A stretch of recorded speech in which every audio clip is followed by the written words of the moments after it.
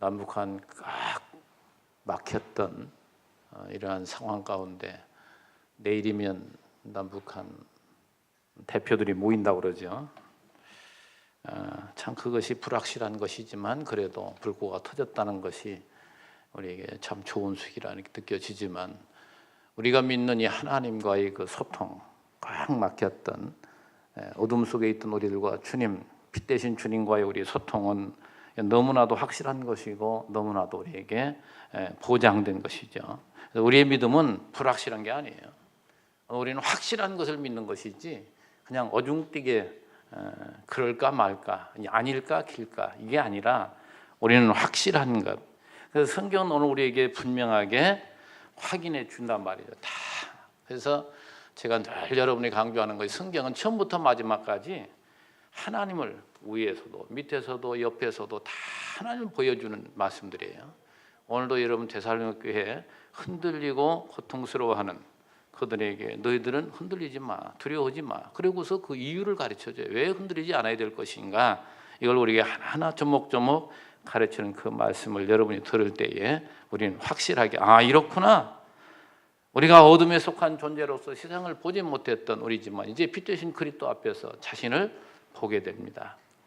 여러분 자신이 보입니까? 내가 어떤 존재인지를 과거에는 몰랐다니까요. 나라는 존재를. 그래서 자꾸만 포장하고 잘못된 길을 우리가 갔단 말이죠. 남에게 보여주기를 좋아하고 내가 얼마나 더럽고 추한가를 모르니까 그럴듯한 인생으로 포장하며 살아가는 것이 거의 대단한 것인 줄 착각하고 살아간 우리들. 그래서 이 세상을 우리 근본적으로 보면 아담 타락 이후의 모든 인생, 우리는 아담의 후손이잖아요. 모든 인간은. 그 후예들은 하나님이 어두운 가운데 우리를 뭐 했어요? 로마서 11장 32절에 말하는 걸로 말하면 가두어 두셨다니까요. 우리는 어둠 속에 어차피 살아갈 인생으로 하나님이 에덴 동산에 차버렸어요.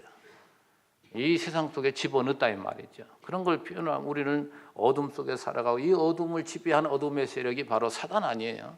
그 사단은 우리를 뭘로 끌고 가느냐? 자기 욕망 따라. 이 인본주의예요. 항상 자기중심적이고 자기가 최고가 되겠다는 이것 때문에 우리는 끊임없이 어둠 속에서 서로 싸우고 살아가는 것이 인생이기 때문에 날마다 고달프고 참 평안이 없습니다. 그때 주님께서 빛으로 이 땅에 오셔 우리를 다 비춰주었을 때 나는 이런 존재였구나. 나는 내 의로는 절대 아버지 앞에 나갈 수 없고 나는 이미 죽은 자였구나. 주님이 죽은 나를 살리려 오셨구나. 이러면 죽을 뻔한 인생이 아니에요. 죽은 자였지. 에베소 2장 1절이 그잖아요. 이미 허물과 죄로 죽었던 나. 우리는 어떤 존재냐? 이런 죽은 존재란 말이에요. 이런 우리들에게 생명 되신 그리스도께서 우리에게 생명을 집어넣어서 우리의 눈을 열어준 거예요. 저는 이 사도 바울을 보면서 재밌는 것이 그게 상징성으로 보여주잖아요. 사도행전 9장에 보면 다메섹 도상에서 예수님께서 부활하신 주님께서 바울을 찾아왔는데 찾아와가지고 그를 뭐예요? 눈을 멀게 해버리잖아요. 3일 동안 그가 보지를 못합니다. 너라는 존재가 뭐냐? 너는 소경이야. 너는 지금까지 내가 살아왔던 것은 하나 보지 못하는 인간이었어. 그리고서 선지자 아나니아를 통해서 그의 눈을 열어주어요. 그 눈을 다시 뜬 사도 바울은 자신이 얼마나 비천한 존재여 못된 존재였는가를 깊이 깨닫고 그 깨닫는 마음이 뭡니까? 이제 불타는 마음으로 변하는 거예요. 이제는 나는 새로운 걸 찾았다. 그래서 이 복음을 전하려고 그는 만방에 뛰어다닙니다. 이것이 뭐예요? 좋아서 그러는 거예요. 부득불하는 거예요. 하나님께서 그에게 강권하시니까 뛰어다니는 것이지 거기에서 뭔가 육신을 위해서 얻을 거 있어 그러고 다니는 게 아니란 말이죠. 자기의 과거 어두웠던 그 시절을 자기가 생각하면서 더 많은 사람들에게 복음을 전하고 또 뭐 했어요? 많은 교회에게 편지를 보내잖아요. 이 편지가 뭡니까? 결국 신약 성경이 된 거잖아요. 우리 데살로니가 후서를 지금 보고 있지만 데살로니가 교회에 먼저 보낸 편지, 다음에 보낸 편지, 천서후서란 말이죠. 이것들이 전부가 오늘 우리에게 뭐예요? 아름다운 전통인 거 얘기해요. 그래서 예수님이 말씀하신 것, 우리 사도들이 전한 이 복음, 이 진리, 이것을 오늘 우리에게 사도 바울은 전하는 것을 얼마나 그는 기쁨으로 여겼는지 모릅니다. 우리 이제 제가 또 자주 인용하는 말씀 가운데 고린도서 15장 10절에 보면 사도 바울이 그런 고백을 하잖아요. 내가 나 된 것은 하나님의 은혜로 된 것이니 내게 주신 그의 은혜가 헛되지 아니하여 내가 모든 사도보다 더 많이 수고하였으나 그 수고가 내가 한 것이 아니요 오직 나와 함께 하신 하나님의 은혜로다. 하나님의 은혜로 자기가 깨달았을 뿐만 아니라 모든 사도보다도 그 수많은 수고, 그게 매맞기도 하고 엄청 고생스러운 그런 삶을 살았잖아요. 그 모든 것이 주님으로부터 온 은혜란 말이죠.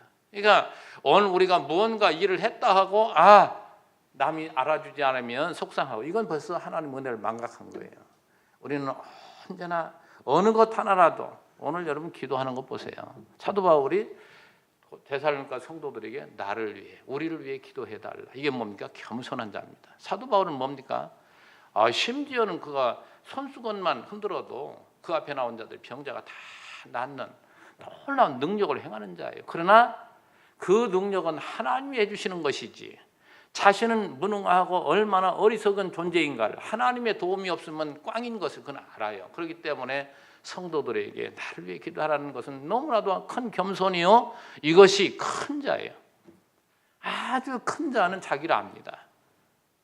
되게 제가 이제 그 표현을 애들 얘기를 많이 하잖아요. 애들은 모르니까, 자신이 어떤 존재를 모르니까 뭔가 조금만 알면 남들을 무시하고 자랑하고 이러려고 대장로로 되려고 한다 이 말이죠. 그러나 큰 사람은 대장로로 되려고 하는 게 아닙니다. 작은 자가 대장로로 되려고 하는 것이지. 큰 자는 뭐예요? 섬기려고 해요. 예수님께서 그 말씀 하시잖아요. 천국에는 누가 큰 자라고요? 섬기는 자가.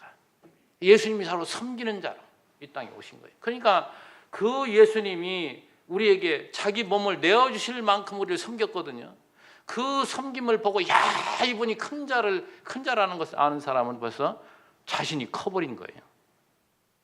여러분 잘 그걸 아셔야 됩니다. 세상에서도요, 모자란 사람일수록 자기가 커 보이고 자기를 내세우려고 하고 그러는 거예요. 그러니까 그런 사람을 볼 때마다 뭔가 저 사람은 좀 힘든 부분이 있구나. 예를 들어서 동창회 가가지고, 동창회 잘 나오는 친구들은 뭐예요? 자기 자랑하려고 그러는 거잖아요.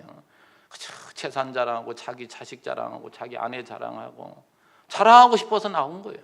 그래서 이제 동창회 모여서 보면 서로 얘기하다 보면 뭡니까? 목소리 크게 내고 딱 그런 소리를 들으면 한쪽에서 우리 성도님들 말씀으로 자란 성도님들이라면 저 사람 얼마나 행복하지 못하고 든든하지 못하면 저렇게 포장해서 저걸 다른 사람에게 듣게 하려고 저렇게 열을 내는가. 불쌍한 마음이 드는 것이죠. 그러나 집안에서도 아내 인정받고 든든한 사람은 빙긋이 웃고 그냥 대답만 하고 되게 그런 사람이에요. 그러니까 여러분 분별할 줄 알아야 된다니까. 세상에서 그냥 뭐 나타내고 얘기 좋아하고 이렇게 뭐 하는 사람들을 굉장인 것으로 보고 하는 사람은 그만큼 지금 어린 자예요, 어린 자. 그래서 하나님 말씀을 잘 듣고 여러분이 잘하면 할 말이 없습니다. 하나님의 놀라운 은혜로 된 것이기 때문에. 자, 그런데 오늘 이 사도 바울이 복음을 전해가지고 세워진 교회가 다 여러 교회가 있지만 지금 데살로니가 교회인 거잖아요. 그 데살로니가 교회가 열심히 하나님을 향하여 믿음으로 살아가고 있지만 뭔가 부족한 것이, 미숙한 부분이 많다 이 말이죠. 예수 믿은 지 얼마 안 됐는데 얼마나 컸겠어요, 컸으면. 그러니까 미숙한 부분을 보고 그들을 뭐예요? 좀 위로하고 격려하면서 너희들이 어떤 존재인 줄 알아? 다시 한번 여러분에게 늘 이 강단에서 말씀드리는 건 뭡니까? 여러분은 하나님의 자녀, 천국을 우리 그 기업을 이어받을 자라 이 말이죠. 상속자. 이것이 오늘 우리에게 얼마나 든든하게 만드는지 모릅니다. 그저 세상의 경쟁사회 속에서 엄청난 힘든 일들을 겪으며 살아가는 오늘 우리들에게 이 복음이 들릴 때마다 두려워하고 흔들리고, 누가요? 좀 데살로니가 교회가 그렇단 말이죠. 우리 믿음의 형제들도 그렇잖아요. 세상에 살면서도 얼마나 흔들릴 때도 많습니까? 이 확신을 다시 갖도록 주시는 이 말씀, 데살로니가 교회뿐만 아니라 여러분들에게도 꼭 필요한 말씀임을 다시 한번 기억하고 오늘 잘 이 말씀 한번 생각해 봅시다. 자, 이 데살로니가 교회는 이제 계속해서 이어서 말씀드리지만 왜 그렇게 그들이 흔들리고 그들이 두려워하고 살았는가? 여러 가지가 있겠지만 앞에서 무엇 때문에 그랬어요? 주님의 재림이 임박하다는 사실을 자꾸만 못된 교사들이 전할 때에, 그리고 또 거기에 잘못 오해해가지고 이 사람들도 자, 이렇게 해가지고 내가 주님을 맞이할 수 있는가? 불안하고. 여러분, 제가 자주 강조하잖아요. 하나님의 자녀는 잘하고 못하는 거 관계없다니까요. 하나님 반드시 찾아요. 우리 앞에서 우리가 봤잖아요. 우리는 빛의 자녀여 낮에 속한 자이기 때문에 절대 주님은 우리에게 도적같이 오지 못한다. 그 얘기 앞에서 우리가 봤잖아요. 하나님께서는 우리에게 이와 같이 오시는데 왜 불안해하고 두려우냐 말이죠. 지금은 아니다. 그걸 뭐라고 설명했어요? 주님이 재림하기 이전에는 반드시 배도하는 일이 있고, 또 한 가지는 불법의 사람이 나타나서 많은 기적을 행하면서 많은 사람들을 미혹해서 그들을 멸망의 길로 끌어갈 것이다. 왜 그랬는가? 망할 자들을 망하게 하시려는 하나님의 뜻이 거기에 있다는 것을 여러분에게 지난 시간 우리 그때까지 살펴봤고, 바로 요 지난 시간에 그러기 때문에 이 흔들리는 그들에게 흔들리지 말고 굳게 서서 가르침을 받은 그 유전을 잘 지키라는 이 말씀을 우리가 살펴봤는데, 자, 이 유전, 이 전통은 뭔가? 아까 말씀한 대로 예수님이 가르친 것과 사도들이 가르친 그 말씀이란 말이에요. 이게 바로 신약 성경을 말하는 거예요, 요약하면. 그래서 이 신약 성경을 다시 한번 이 데살로니가 후서로 이게 요약을 해보면, 제일 먼저 너희들은 하나님이 오래전부터 창세전에 선택받은 자다. 그렇죠? 자, 선택받은 자 하나님 믿기 어떻게 해요? 전도자 사도 바울을 보낸다니까요. 그 보낸 것을 여러 사람이 들어요. 그런데 하나님께서 그 말씀, 그 진리를 받아들이고 믿어지게 하는 것이 누구냐? 하나님이 그렇게 너희들 믿어지게 했지 않느냐? 너희들이 그걸 믿어 구원의 반열에 오르고 너희들을 하나님 거룩한 백성으로 세워 나가시는데 왜 그렇게 하는가? 그게 중요한 거예요. 그리스도의 영광을 우리로 하여금 얻게 하시려고. 자, 하나님의 영광을 지난번에 세상 영광하고 비교해서 말씀을 드렸잖아요. 정말 그 하나님의 영광을, 그러니까 모형적으로 이제 우리 각 사람에게 필요한 만큼 뭔가 은혜를 주시기 위해서 꿈도 주시고 환상도 주시고, 때로는 참 여러분 꿈속에서라도, 아니면 또 어떤 분들은 천국을 보고 오기도 하고. 제가 목사가 되기 이전에 경험을 크게 하나님 하셨잖아요. 그때 보았던 우리 하나님은 정말 그때 밤새도록 울고, 또 이렇게 어렵고 힘들고 이럴 때마다 그걸 생각하면 또 울음이 나는 거예요. 참 주님은 참 여러 다양한, 그래서 저는 그걸 자주 말하지 않습니다. 왜 그러냐면요, 우리 성도들에게 하나님이 각자에게 필요한 만큼, 그리고 그것은 참 객관성이 없다니까요. 그 사람에게만 하나님께서 꼭 필요한 만큼 주신 거예요. 그래서 그런 것들을 자꾸만 나에게 하나님이 너무나 은혜를 이렇게 주셨습니다. 이걸 자꾸만 하면 다른 그렇게 또 은혜를 체험하지 못한 사람들은 왜 나에게는 이게 안 오지? 해가지고 시험 들기도 하고 엉뚱한 부작용을 많이 낳아요. 그래서 이 간증이라는 것들이 좋은 면도 있지만 좀 안 좋은 점이 더 많아요.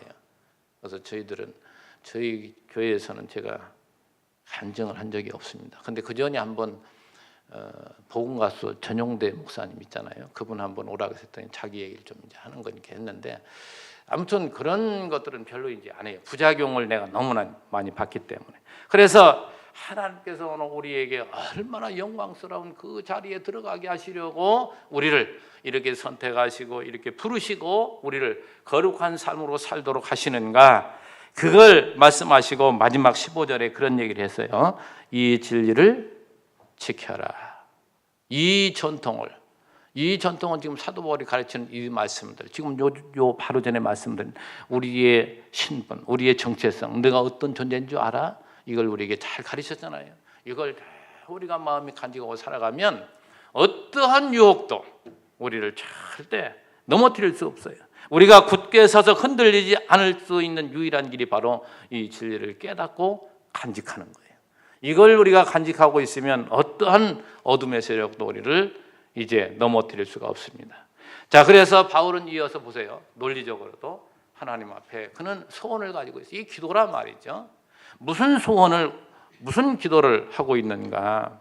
오늘 사도 바울의 그 소원이 여러분의 소원이 되기를 원해요. 이것이 참 우리의 적용입니다. 오늘 우리들도 사도 바울은 자기의 어떠한 사익을 구하는 것이 아니고 데살로니가 교회가 세워진 이것이야말로 하나님의 영광이고 이것이 이 땅에 실현되기를 그는 지금 구하는 거예요. 우리 성도의 신앙이 점점 자라면 그는 기쁘고 이것이 우리의 소원일 때 그 이외의 것들이야말로 하나님 꼭 필요한 걸 왜 우리 아버지가 모르시겠어요? 다 우리에게 주시지. 우리는 또 육신을 가지고 약하기 때문에 우리의 육신적인 것 당연히 구하는 거예요. 그건. 그러나 그것이 목적이 돼서는 안 된다 이 말이죠. 이제 신앙의 정도에 따라서 그런 것만 구하던 사람이 점점 눈이 열려서 신령한 걸 구하게 되고 점점 이게 자람의 한 과정이에요. 자, 사도 바울이 뭘 구하는가 우리가 이제 하나하나 이제 살펴보겠습니다. 오늘 우선 우리가 지금 읽은 그 말씀이 마음을 위로하고 선한 일과 말에 굳게 하시기를 소원합니다. 자, 우리의 소원을 들어주시는 분이 누구냐? 자, 꼭 우리의 기도의 대상 여호와 하나님 또 주 예수 그리스도잖아요. 그리고 우리는 주 예수 그리스도의 이름으로 아버지 하나님께 우리는 구하는 것이죠. 근데 이걸 우리는 의미를 한번 생각해 보자 말이죠. 여기서 뭐라고 했어요? 우리 주 예수, 우리 주라고 했을 때 우리는 그의 주종관계를 꼭 주인, 주종관계를 의식해야 돼요. 그러니까 오늘 우리들은 누구의 종이었는가? 그리스도를 만나기 이전에는 전부가 사단의 종이었단 말이죠. 사단의 종이라는 얘기는 언제나 자기중심적으로 살고 자기 유혹에 따라 움직이는 이게 사단의 종노릇하는 거예요. 그러니까 예수를 믿고 거듭난 하나님 백성들 이외에는 모두가 사단의 종이요 어둠에 속한 자요. 이건 멸망으로 가는 자들이란 말이죠. 자, 그런데 그곳에 있던 우리들을 어땠어요? 하나님이 옛날에 종은 주인 소유물이었어요. 그 주인이 이 녀석 말도 안 듣고 꾀만 부리고 일도 안 하네. 그래서 이제 남에게 팔아먹잖아요. 그래서 팔아먹을 때 그걸 사가는 사람이 이제 돈을 나에게 지불하고 그걸 값을 지불하고 이 종을 사간단 말이에요. 그러면 이 종은 이제 내 소유가 아니고 사간 사람 것이란 말이죠. 새로운 주인을 만나는 거예요. 자, 예수님께서 사단의 종이었던 우리들에게 뭐예요? 우리의 몸값을 예수님 대신 자기의 몸에 죽으심으로 그걸 대신 지불하시고 우리를 이제 거기서 사셨단 말이죠. 그러니까 우리는 누구 거예요? 예수님 거라니까요. 주님 거예요. 그 로마서에서 그걸 잘 설명해 줘요. 너희들이 과거에 옛 주인이 누구였냐? 폭력 남편이었지 않느냐? 사단은 폭력자예요. 오늘 우리로 하여금 뭡니까? 죽음의 길로 끌고 가는. 거기에서 우리를 하나님께서는 건져내셨다니까요. 뭘로요? 값을 대신 지불하고. 그래서 우리는 주님의 소유가 되었기 때문에 예수님이 우리의 주. 그래서 주 예수 그리스도 할 때 그 주자가 항상 그걸 얘기하는 거예요.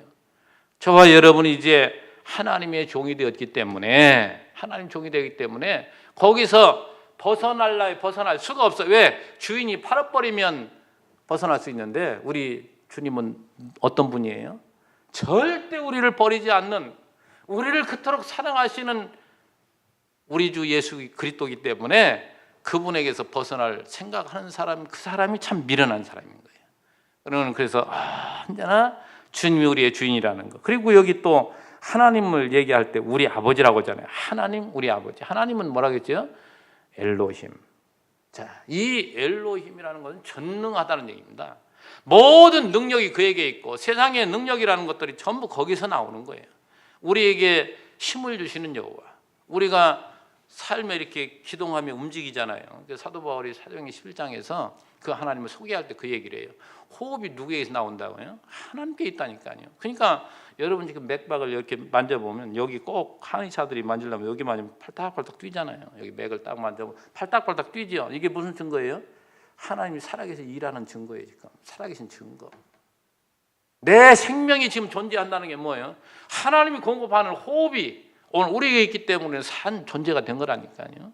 그러니까 우리가 움직이고 기동하는 이 모든 것들을 거머쥐신 분이 누구냐? 주권자라는 거예요. 하나님이 전능하신 분이요, 그분이 주권자예요. 또 뭐예요? 오늘 그 3절 말씀 우리가 읽지는 않았지만 주는 미부사, 신실하신 분이란 말이에요. 하나님께는 절대 변함이 없어요. 그분이 한번 하고자 하는 그 약속은 절대 어긴 적이 없어요. 이걸 성경이 처음부터 마지막 그걸 확인시켜 주는 거예요. 하나님 이런 분이다. 왜 우리가 못 믿어요? 그런 하나님을 확인 안 했기 때문에 그래요. 확인받고 또 확인받고 또 확인받으면 절대 믿지 말아 하기도 믿는다니까요. 믿어주는데 아니 확실한데 이게 성경이 우리에게 가르쳐줘. 그래서 그분 얼마나 신실하시는가, 그분이 또한 얼마나 자기 백성을 사랑하는가. 저는 항상 그걸 묵상할 때마다 야곱은 사랑하시고 에서는 미워하신 하나님. 근데 또 다른 성경을 보면 하나님은 이처럼 세상 모든 사람을 사랑하사, 그렇게 생각하잖아요. 모순되네. 이쪽에는 미워하시고 진노하시고 가나안 땅에 가나안 족속을 멸절시켜버리라고 하잖아요. 하나님은 구약의 하나님은 무서운 하나님이잖아요. 잘 이해하셔야 돼요. 하나님은 사랑의 하나님이지만 자기 백성 아닌 자, 악한 도구로 사용하는 거지 그들 진정으로 사랑하는 게 아니에요. 하나님 누굴 사랑해요? 자기 자녀. 자기 자녀. 우리 사람도 그렇습니다. 사람도 자기 자녀가 있고 작은 자기 자녀 아닌 아이들이 있고 자기 자녀가 섞여서 이렇게 한다 할지라도 언제나 부모는 누구 편이에요? 자기 자녀 편이라니까요. 그건 어찌할 수 없는 거예요. 이게 이런 것으로 하나님 우리에게 가르쳐 주는 거예요. 그러니까 하나님은 우리를 그토록 사랑하시고, 근데 그분만은 영원하다 이 말이죠. 이 세상 모든 건 한시적이지만 하나님 영원하시다. 이걸 성경 전체에서 처음부터 마지막까지 끊임없이 그걸 우리에게 확인시켜 주는 거예요. 확인. 오늘도 여러분 확인하는 겁니다. 하나님이 나에게 있어서 얼마나 좋으신 분이고 능력 있는 그분이 우리에게 은혜를 베풀어 주시는 분인가. 자, 이 하나님께서 우리에게 무슨 은혜를 주셨는가. 자, 여기에서 또 다시 한번 살펴보는 것은, 자, 여기 우리라는 단어가 많이 들잖아요. 우리 주, 우리를 사랑하시고 우리 아버지께서. 이 우리라는 단어가 참 좋은데 웃자고 하는 얘기인데, 그 전에 보니까 은행 이름들이 우리 은행이 없었는데 갑자기 딱 만들어. 야, 저거 내가 딸라고 했는데. 웃자고 하는데 우리 교회, 우리라는 단어 참 좋은 단어예요 이게. 근데 사도 바울은 언제 하나님이 나의 하나님, 더 나아가서는 데살로니가의 형제들, 그들이 형제니까 자신과 데살로니가 형제들은 뭐 떨어진 남이 아니에요. 혈통이 같아 형제들 아니에요. 형제들은 한 부모를 가지고 있는 게 형제들이잖아요. 언제나 이 우리라는 관계는 뭡니까? 공동체라는 의식을 가지고 지금 이야기하는 것이죠. 그래서 이걸 권속들이라고, 에베소서는 이걸 권속. 또 한 가지 또 우리 말로 말하면 식구, 같이 밥 먹는 사람들, 한 상에 둘러서 함께 먹는 식구, 이게 모두가 이제 한 표현인데, 자, 이 하나님께서 오늘 우리를 어떻게 한다고요? 사랑하시고, 하나님의 그 사랑의 그 깊은 농도를 깨닫는 만큼 우리는 마음의 여유가 있습니다. 자녀들도 언제나 부모의 사랑을 깊이 이렇게 받고 살아간 그 자식은 남을 사랑할 줄 알아요. 그러나 사랑에 결핍돼서 늘 그거에 늘 허덕이며 자란 자녀는 나중에 뭡니까? 사랑을 강요하게 되고, 그래서 결국 빗나간 사랑을 하게 돼요. 그래서 이제 우리끼리 얘기지만 이 결혼할 대상을 찾을 때 다 입에 맞는 사람 맞기는 참 어렵죠. 근데 될 수 있으면, 할 수만 있다면 그 가정의 부모의 사랑을 잘 받고 자란 그 자녀가 진짜 좋은 거예요. 근데 그런 사람 다 만날 수 없어요. 어찌할 수 없어요. 우리는 예수 믿는 사람, 그렇지 못한 사람에게 내가 필요한 사람이 돼주겠노라는 그 넓은 마음으로 이렇게 살아가면 좋은데, 인생은 어디 그런가요? 살다 보면 맨날 그래 싸우는 거예요. 맨날. 처음에 결혼할 때는 그런 마음도 혹 있었는데 그렇지 못한 것이 인생이죠. 자, 그런데 저는 요즘 뭐 어떤 신학에서는 빗나간 신학이죠. 왜 하나님을 아버지라고 하냐? 하나님 어머니라고 하지. 또 그런 이상한 또 이야기를 가지고 나온 사람이 있는데, 그래서 요 말씀 전하면서 제가 생각한 걸 말씀드리자면, 하나님 아버지로 표현한 것이 참 좋은 것은, 어린 자식을 낳아가지고 키우려면 그 아빠는 그 자식에 있어서 별거 아닙니다. 사실 생각해보면 엄마가 뱃속에 10달 데리고 있었죠. 낳느라고 얼마나 고생합니까? 낳을 때 고생하니까 막 남편 머리끄댕이 잡더만서도 그런데 그렇게 낳아놓고서 가만히 아이를 키우는 것 보면 편하게 잠을 못 자는 거예요. 다 그저 칭얼대면 또 깨서 젖을 또 줘야 되고 이러면서 양육하는 것이 엄마잖아요. 그래서 양육해서 그런지 모르지만 그 자녀가 예를 들어서 집을 떠나서 군대 갈 때 그냥 마음을 못 놓는 거예요. 다 걱정이 되고. 그런데 아빠는 뭐예요? 그런 관계가 아니기 때문에 야 산에는 한번 고생해봐야지 아주 멋있는 척하면서 이런다 이 말이죠. 근데 하나님 그러시더라고요. 자기 백성을 왜 그런가? 이 세상 사는 것이 만만치가 않잖아요. 살아갈 수 있도록 뭐예요? 훈련을 시켜야 돼요. 좀 자식이 좀 아픔을 겪더라도. 그래서 하나님은 자기 백성을 언제나 뭐예요? 광야에 집어넣고 그냥 용광로에 집어넣고 시련 연단을 시킨다니까요. 그게 아버지예요. 그러니까 하나님을 어머니라고 보기보다도 아버지라고 표현하는 것이 너무나도 잘했지 않는가. 왜? 세상 모형적인 거잖아요. 세상적인 것을 가지고 한번 생각을 해봤습니다. 자, 하나님은 어느 우리를 사랑하시되 그렇게 사랑하신다니까요. 그러니까 우리 히브리서에 그 사생자 얘기가 나오잖아요. 간섭받지 않는 자는 사생자다. 아, 부모가 자식을 자기가 낳은 사랑하는 자녀라면 잘못된 길로 가면 반드시 간섭하게 돼 있죠. 때리기도 하고. 이게 진짜 부모지.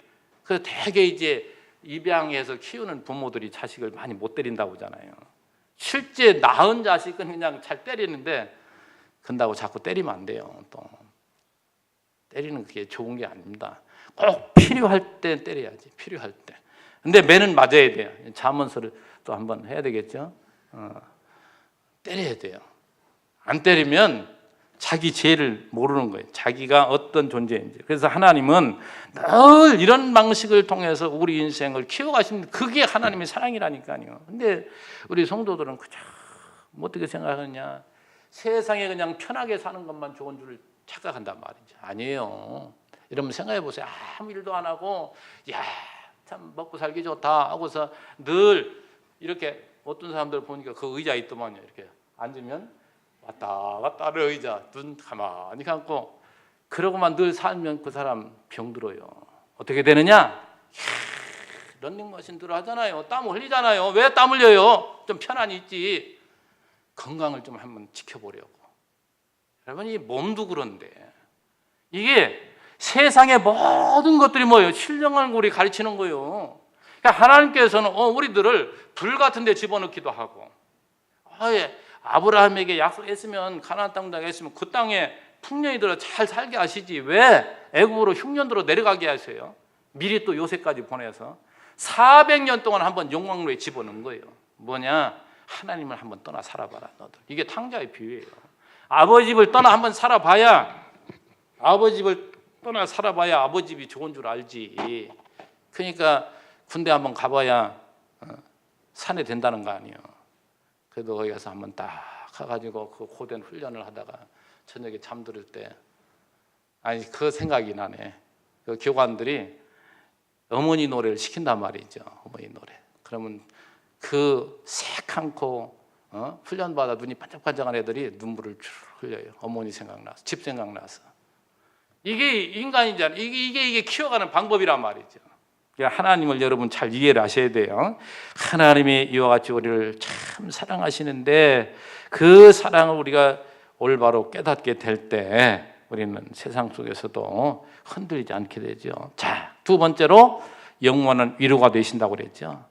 우리 인생은 이 거친 광야에 두었기 때문에 위로가 필요하지 않은 사람이 하나도 없습니다. 모두가 위로의 대상이지. 위로를 우리는 받고 살아가기 위해서 세상에 모든 사람들이 찾아 나선 것이 바로 이방 종교들이잖아요. 그러나 하나님께서는 꼭 자기 백성들, 그래서 저는 이 위로 얘기 나올 때마다 고린도후서를 생각하는데, 고린도서 1장에 보면 사도 바울이 그 수많은 고난을 당하게 하신 이유가 뭐냐? 하나님이 위로가 되신다는 것을 그에게 깨닫게 하시려. 그러니까 가르치려고 그러는 거예요. 사도 바울을 그 수많은 경험을 하게 하신 것도 바로 우리의 위로자는 오로지 하나님밖에 없다. 세상에서 우리가 위로되는 것도 많이 있지만 그런 것들은 영원한 것이 아니고 참 것이 아니죠. 소망도 마찬가지. 셋째, 좋은 소망을 은혜로 주셨다고 했죠. 거기 지금 16절 제가 보고 있는 겁니다.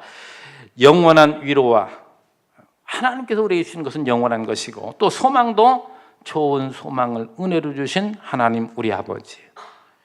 소망도 그러니까 헛소망도 있어요. 헛된 소망. 오늘 세상의 사람들은 얼마나 많은 헛된 꿈을 가지고 살아가는지 모릅니다. 헛된 꿈. 그래서 어떤 사람들은 뭐 꿈을 가져라 뭐 이런 이야기를 많이 하잖아요. 근데 헛된 꿈을 가져야 아무 소용없는데, 헛된 꿈은 반드시 이루어지지 않는 것이 헛된 꿈이잖아요. 그러나 반드시 이루어지는 건 뭐예요? 그건 좋은 꿈이에요. 좋은 소망이란 말이죠. 하나님께서 우리에게 주신 이 소망은 절대, 주님은 신실하신 믿으신 하나님이기 때문에 절대 변개함이 없습니다. 오늘 우리에게 주님이 약속하신 게 뭐예요? 내가 다시 너희들이 본 그대로 오리라. 이게 재림이잖아요. 주님이 다시 오시는 것은 이 세상적인 끝이지만, 이 세상 역사의 끝이지만, 우리 인간은 뭐예요? 개인적으로 다 자기의 죽음 종말이 있잖아요. 개인적인 종말을 여러분 먼저 생각해야 돼요. 역사적인 종말은 사도 바울이 지금도 계속 얘기하잖아요. 지금 때가 아니야. 불법의 사람이 나타나야 되고 또 배도하는 일이 있어. 아직 멀었어. 그걸 계속 얘기하잖아요. 근데 우리의 이 역사적인 종말은 언제 될지는 우리는 알지 못하지만 지금은 아니라는 건 너무 분명하잖아요. 그렇지만 우리 인간의 종말은 너나 할 것 없이, 예고 없이 우리는 찾아와요. 그렇잖아요. 사고 나서도 금방 우리는 세상 끝나기도 하고, 얼마나 우리에게는 시간이, 이게 얼마 산다는 거 우리가 확실히 알면 다 나누어 살겠는데 그게 아니잖아요. 하나님 주신 만큼 우리는 사는 것이니까, 하나님 주신 만큼, 우리에게 주신 만큼 우리가 열심히 그 안에 살아가는 것, 이것이야말로 예수를 올바로 믿는 그런 사람이에요. 우리는 영원한 소망, 하나님께서 우리에게 주신 소망이 있습니다. 그 소망 가운데 우리가 살아갈 때, 자, 그런데 사실 이 위로가 되고 소망이 되는 것은 이 진리를 깨닫게 될 때, 하나님께서 이 진리를 깨닫게 해서 위로가 되게 하시고 우리에게 소망을 주시는 것이죠. 자, 그리고 나서 이런 하나님께 바울이 원하는 것 17절 말씀, 너의 마음을 위로하시고 모든 선한 일과 말에 굳건하게 하시기를 원하노라. 이 모든 선한 일이 뭡니까? 하나님의 나라가 세워지는 것이요, 예수 믿는 자들이 점점 신앙의 자들 흔들리지 않는 것, 이게 선한 일이에요. 이것이 오늘 이루어지기를, 데살로니가 성도들에게 이러한 교회가 세워지기를 바울은 간절히 기도했습니다. 우리 3장 1, 2절 더 봅시다.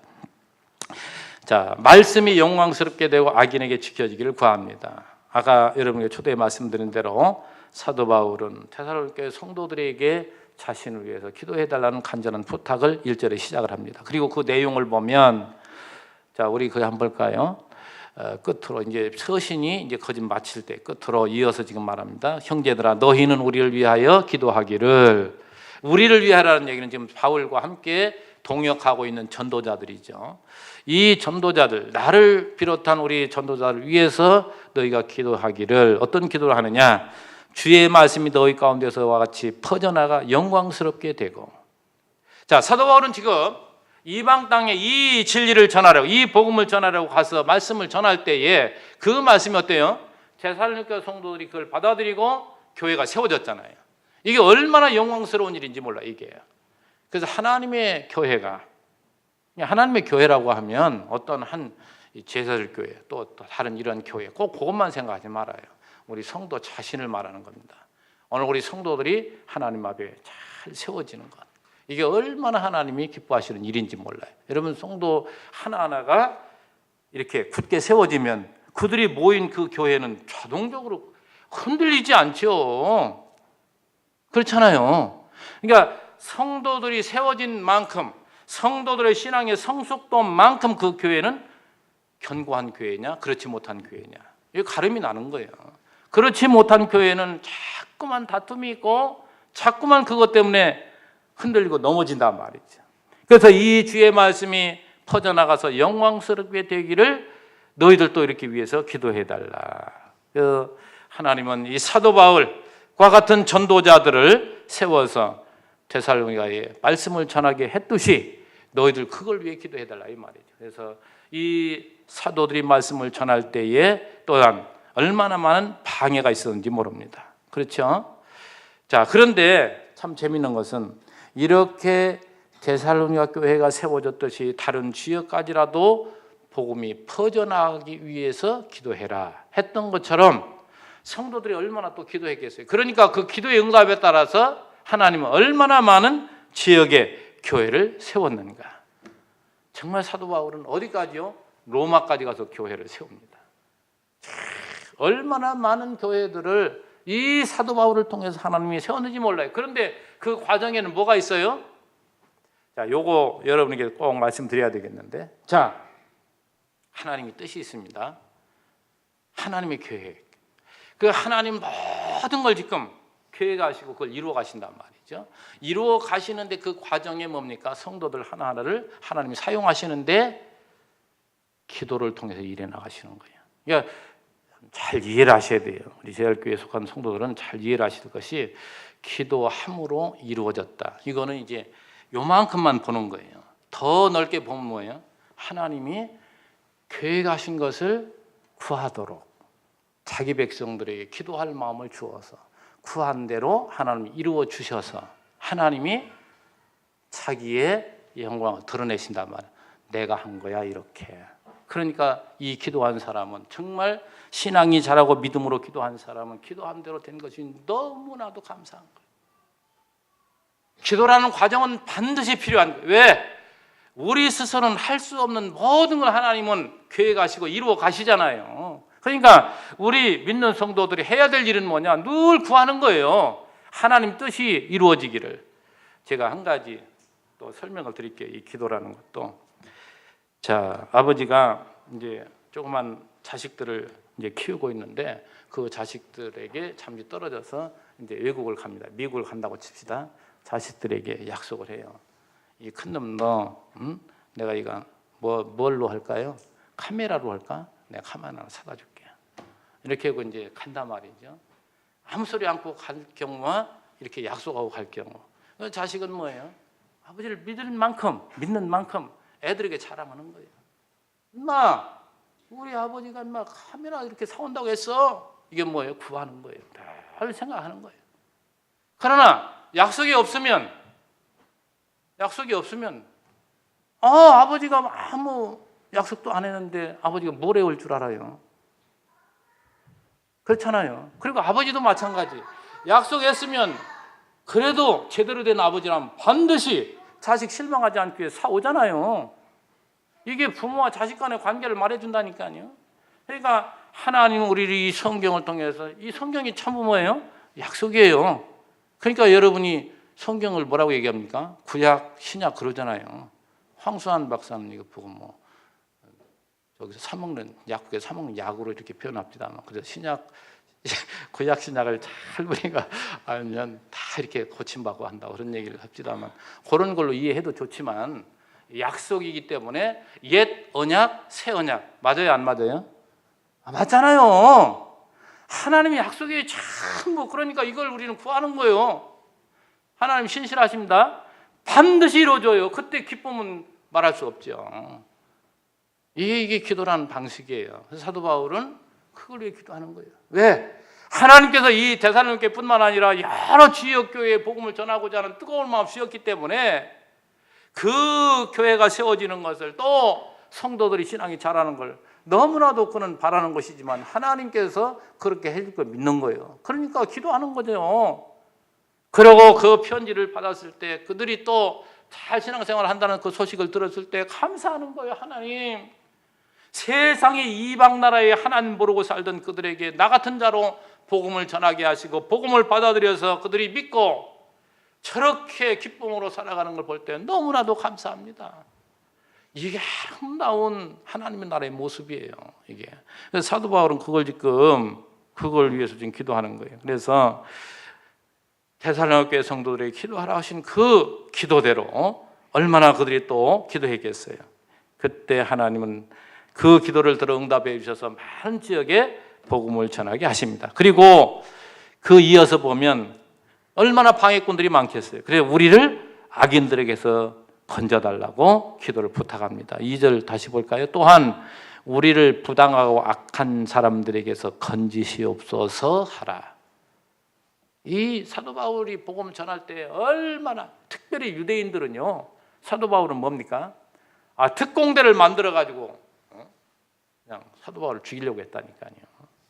그리고 어디를 가든지 그를 유대인들이 앞장서서, 우리 사도행전 보면 참 재밌잖아요. 예를 들어 사도행전에서 이 도시에서 저쪽 성읍으로 전도를 합니다. 그러면 이쪽 사람들이 쫓아가는 거예요. 그래가지고 소동을 일으켜요. 이 못된 놈, 다른 신을 전하는 놈 해가면서 죽이려고. 그때 또 이방인들도 마찬가지죠.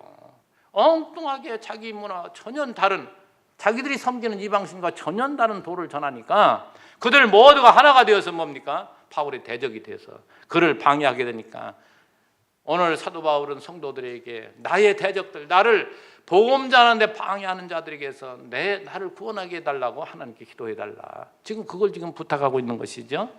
정말 이 부탁을 하나님이 들으시지만 사도 바울은 끊임없이 어디를 가든지 대적하는 자들을 하나님이 세워두십니다. 그런 가운데서도 저는 제일 재밌는 대목이 사도행전에 그 어느 루스드라입니까? 어디입니까? 하여튼 돌에 맞아서 밖에 이제 던졌잖아요. 밖에다가 다 죽은 줄 알고. 그랬는데 그가 다시 거기에서 일어나가지고 다른 데로 뺑소니 쳤으면 좋겠는데 그 성읍으로 다시 들어가서 복음을 전할 때에 그 성읍에 있는 그를 돌로 쳤던 사람들이 아마 기절했을 거예요. 아주 질렸을 거예요. 이야. 그래서 저는 언젠가 그 이야기를 많이 들었는데 옛날에 최권능 목사님 있었대요. 최권능, 이름도 참 좋죠. 최권능 목사님, 여러분 들으셨는가요? 일제시대에 그가 이제 끌려가가지고 일본 순사들한테 얻어맞을 때 그 얘기가 재밌었어요. 한 번 몽둥이로 치면 입에서 뭐가 나왔다고요? 못 들으셨구만. 예수. 한 번 얼굴 뺨때기 때리면 예수. 순사들이 아주 질려버렸대요. 너 뱃속에는 예수밖에 없구나. 그리고서 안 때렸대요. 그 뒤로는. 하나도 안 웃으시네. 이마만큼 질리게 하는 거. 이것도 또 하나의 은사더만요. 아무튼 정말 이 사도 바울은 어디를 가든지 이런 대적들이 많이 있었지만 그러한 자들 가운데서 정말 승리했던 것. 자, 우리 마지막 부분. 믿음은 모든 사람의 것이 아니니라. 자, 여러분, 믿음이라는 건 누구나 갖는 게 아닙니다. 아까 그 과정을 설명드렸잖아요. 하나님이 선택하지 않은 자는 절대 믿지 않는 거예요. 그래서 사도행전에 무슨 말씀해요? 믿는 자들은 다 구원받을 자들은 다 믿더라. 하나님께서 구원받을 자로 다 선택한 자들은 다 믿더라 이 말이죠. 그 말씀을 주시는데 오늘 우리들도 이 하나님을 믿는다는 것이 우리에게는 뭐예요? 엄청난 기적이에요 이게. 그래서 저는 가끔 생각해 봐요. 야, 내가 어쩌다가 예수를 믿었지? 가만히 과거를 생각해 보면 그때 하나님이 나를 간섭하지 않고 내가 생각했던 대로 계획했던 대로 지금 됐다면 나는 어떻게 됐을까? 지금쯤은 못 됐으면 어디 깜빵에 들어가 있겠지만 잘 됐으면 그래도 떵떵거리는 자 있어가지고 남들 지배하고 살고는 있지 않을까? 그거 아니면 저거 아니에요. 한번 그렇게 살아보고자 했을 때 근데 그때 하나님 나를 간섭하셔서 나를 몽둥이로 치셔가지고 다 죽게 만들고 하나님 나는 주님 없으면 살 수 없습니다. 주님 나 데려가세요. 하나님 데려가지 않고 나를 세웠을 때 야, 이제부터 주를 위해 살아야지. 이런 과정을 하나님 주셨기 때문에 하나님 믿고 살아가는 것이 이게 바로 모든 자의 것이 아니라니까. 믿음은 바로 하나님께서 선택한 자들에게 듣게 하시려고 전도자를 보내고 그 말씀을 듣고 그걸 뭐예요? 또 깨닫도록 받아들이도록. 예수님이 이 땅에 오셔서 복음 안 전했습니까? 사도들이 안 전했습니까? 전국 방방곡곡에 교회가 안 세워졌습니까? 오늘도 다 전도자들이 복음을 전하지만 믿는 자들이 있고 믿지 않는 자들이 있을 때, 정말 오늘 이 말씀 또 한번, 믿음은 모든 사람의 것이 아니라 누구 거예요? 우리 하나님의 선택받은 우리의 것. 믿음은 우리의 것이에요. 모든 자의 것이 아니에요. 정말 이런 사실을 우리가 생각할 때, 오늘 이 사도 바울은 데살로니가 성도들에게 너희들은 두려워하지 마. 한결같이, 한마디로 말하면 너희들은 하나님의 자녀야. 하나님 불꽃 같은 눈으로 너희를 지키고 있고 너희들을 하나님 반드시 영광스러운 자리까지 인도할 거야. 그러니 왜 두려워하냐? 왜 무서워하느냐? 흔들리지 마라. 우리 성도님들, 흔들리지 마라. 흔들리지 마라 해도 확실하지 않으면 흔들릴 수밖에 없습니다. 확실한 것을 여러분이 찾으시고 그걸 여러분의 소유로 삼으셔서 항상 그걸 간직하시고 믿음으로 세상 모든 걸 이겨나가시는 여러분 되시기를 주의 이름으로 축원합니다. 기도합니다. 하나님 아버지 감사합니다. 정말 데살로니가 교회, 어느 교회도 마찬가지지만 사도 바울은 교회에 대한 그 사랑이 남달랐습니다. 그 남다른 것은 그렇게 많은 핍박과 힘든 과정 속에서 그들을 복음에 전했을 때 그들이 예수를 믿고 그들이 점점 신앙이 자라서 서로 사랑하며 교회를 세워나간다는 사실을 들었을 때 얼마나 그는 감격했는지. 그는 압니다. 그가 복음을 전하지만, 아니 하나님께서 전하게 하시지만 그 말씀을 받고 그 말씀 따라 사는 것은 바로 성령의 은혜임은 그는 알기에 오늘도 간절하게 주의 이름으로 기도하는 내용들을 살펴봤습니다. 아버지, 기도하옵기는 이 말씀을 듣는 우리 성도님들, 정말 내 자신이 어떤 존재인지를, 나는 하나님 모른 채 세상에 방황하고 영원히 죽음 가운데 살아왔던 우리 인생이지만 주님이 우리에게 좋은 기회를 주셔서 복음을 듣게 하시고 예수를 믿게 하시고 또한 우리 제일교회라는 이 한 지체로서 우리가 함께 섬겨가며 하나님을 찬양하며 살아갈 수 있도록 이 엄청난 기적을 주시고 복을 주시니 감사합니다. 우리 성도님도 언제나 어떤 상황 가운데 있다 할지라도 나의 아버지가 지금도 나를 지키고 나를 승리의 길로 인도한다는 사실을 확실히 믿어져서 당당하고 힘있게 모든 걸 흡보하고 승리해 나가는 우리 모두로 삼아주시기를 간절히 원하옵고 예수님의 이름으로 기도하옵나이다. 아멘.